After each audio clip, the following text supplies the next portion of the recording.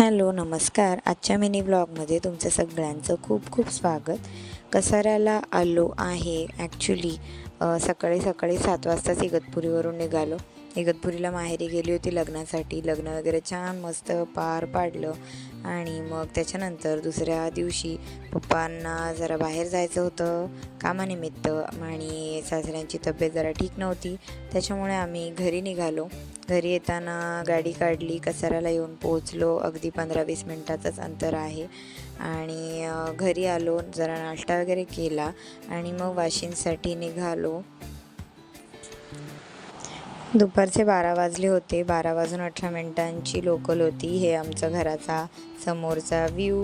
माऊचे पप्पा बॅग घेऊन निघालेले आहेत आणि पिलूला मी असं मस्त घेतलं होतं. नंदिनीला मजा येत होती घरी चाललो आहे म्हणून.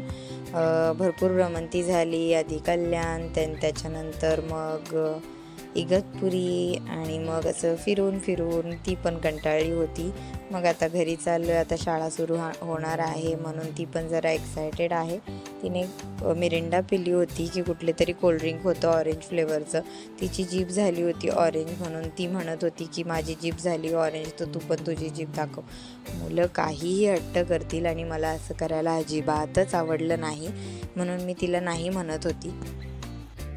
मिस्टर जेंट्स डब्यामध्ये बसले होते आणि पिल्लूला फीड करावं लागतं, मग त्याच्यामुळे आम्ही नेहमी जास्तीत जास्त वेळेस मी लेडीज डब्यामध्येच बसते, कारण ते जरा योग्य वाटतं आणि मग त्याच्यामुळे सोयीस्कर पण पडतं.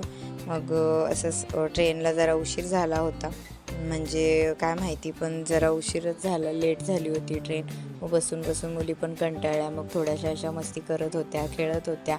मी पण त्यांना नादवत होते, कारण पिल्लू जर एकदा रडायला लागली की मग ती शांत होणार नाही एवढ्या गर्दीमध्ये वगैरे.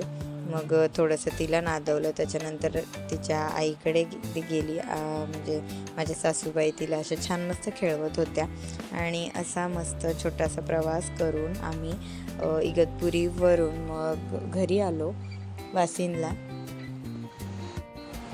सो आजचा व्लॉग तुम्हाला कसा वाटला ते नक्की सांगा आणि हा व्हिडिओ आवडला असेल तर व्हिडिओला नक्की लाईक करा, शेअर करा आणि चॅनलला सबस्क्राईब करायला अजिबात विसरू नका. Thank you for watching and stay tune for another exciting videos.